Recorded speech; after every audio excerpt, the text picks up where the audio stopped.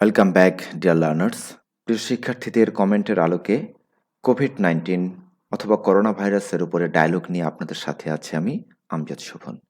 এই ডায়ালগটি খুব বেশি গুরুত্বপূর্ণ জেএসসি, এসএসসি ও এসএসসি শিক্ষার্থীদের জন্য। এ কারণেই অত্যন্ত সহজভাবে বাংলা অর্থসহ ডায়ালগটি নিয়ে আলোচনা করব। সুন্দর করে নিজে বুঝবেন এবং নিজেই যেন বানিয়ে লিখতে পারেন, এজন্য অবশ্যই ভিডিওটি শুরু থেকে শেষ পর্যন্ত দেখবেন। শুরুতে আমরা দেখে নিব আপনাদের উদ্দীপকটি কিভাবে আপনাদের প্রশ্নটি করা হবে। আপনাদের প্রশ্নটি আমরা দেখে নিই। Write a dialogue between you and your friend about the corona virus অথবা কোভিড-19। এই করোনা ভাইরাস এবং কোভিড-19 উপরে আপনাকে ডায়ালগটি লিখতে হবে।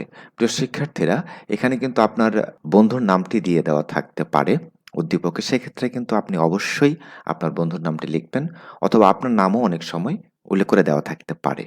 আপনাদের যদি আরও কোনো টপিকের প্রয়োজন হয় তাহলে অবশ্যই কমেন্ট করতে ভুলবেন না। ডেসক্রিপশনে এই ডায়ালগটির পিডিএফ লিঙ্ক দেওয়া আছে। লিঙ্কে ক্লিক করেও ডাউনলোড করে নিতে পারেন খুব সহজে আপনার মোবাইলে।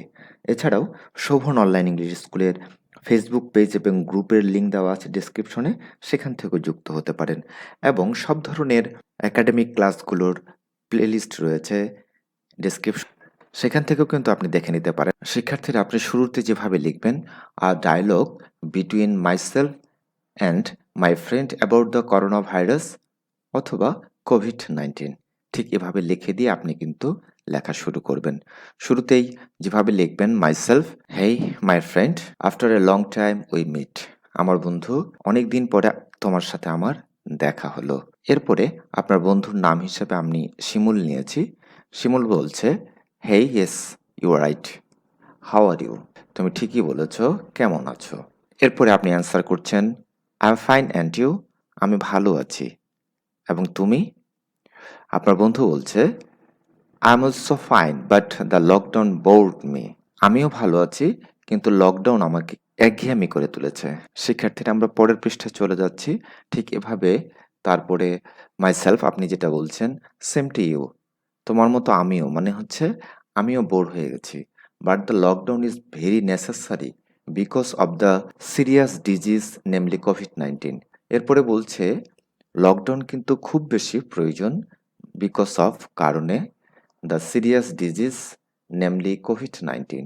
এই যে সিরিয়াস ডিজিজগুলো রয়েছে এর মধ্যে কোভিড-19 কারণে লকডাউনটা খুব বেশি জরুরি। শিমুল বলছে, ইয়েস ইউ আর রাইট, হ্যাঁ তুমি ঠিকই বলেছ। Would you please tell me more about corona virus? তুমি কি আমাকে করোনা ভাইরাস সম্পর্কে আরও কিছু বলবে? তখন আপনি বলছেন, corona virus is a very serious diseases caused by a namely discovered corona virus. Corona virus হচ্ছে সদ্য সময় আবিষ্কৃত একটি ভাইরাস, যার কারণে এই ডিজিজটা হয়ে থাকে। ঠিক এভাবে আপনারা পর্যায়ক্রমে আলোচনাগুলো করবেন। এরপরে আপনার বন্ধু শিমুল বলছে, the whole world is facing the serious disease.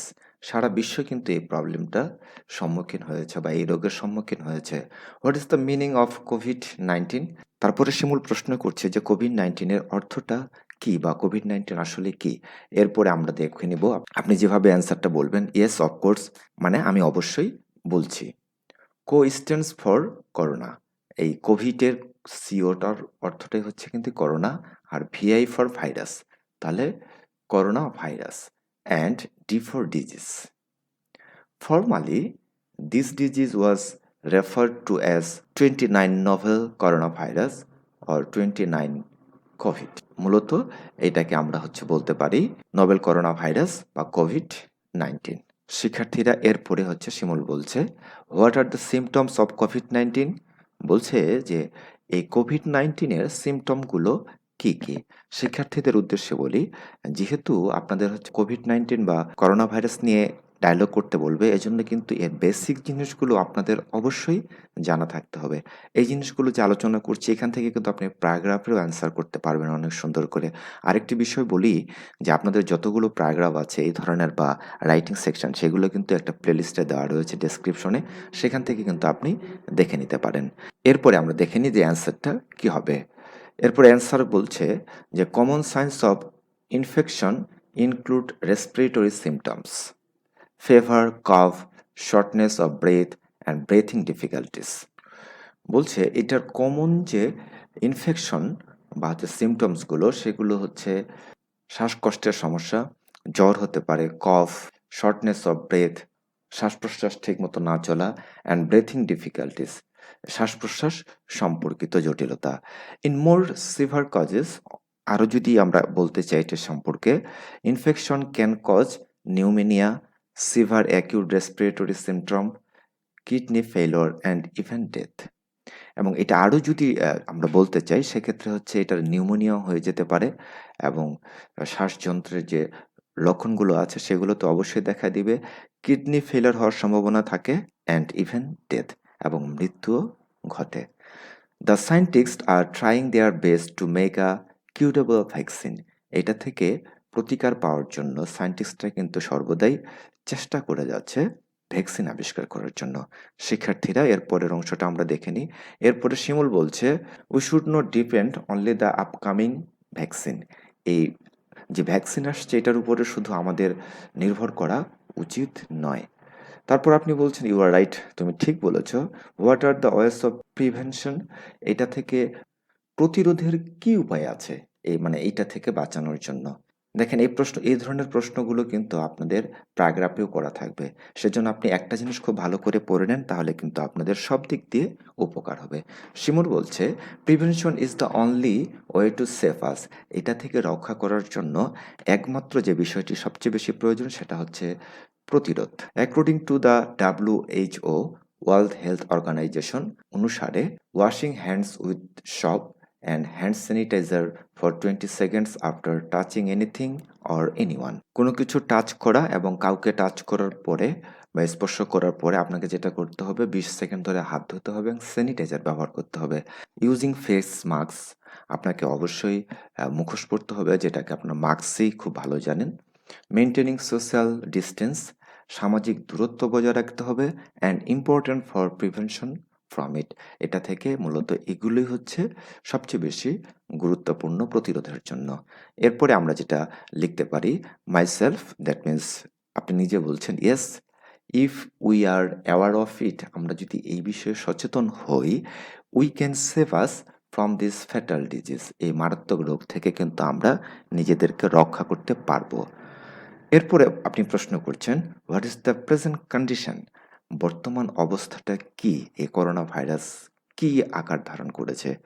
শিমুল বলছে অ্যাট প্রেজেন্ট, বর্তমানে COVID-19 has spread nearly 200 countries and millions of people of the world are being infected with it.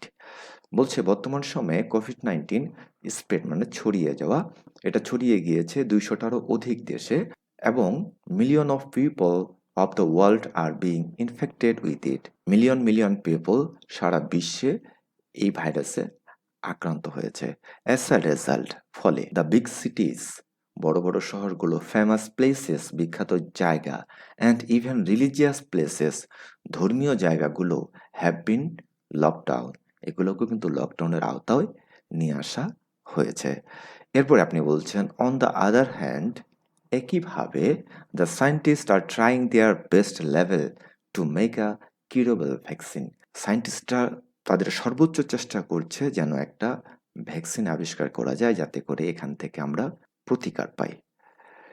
শিমুল বলছে উই ক্যান সে দ্যাট, তাহলে আমরা বলতে পারি যে where the journey of corona virus will vanish is unknown. আসলে এই corona ভাইরাসটা কখন কিভাবে শেষ হবে, কোথায় পর্যন্ত আমাদের নিয়ে যাবে এটা কিন্তু আমরা জানি না।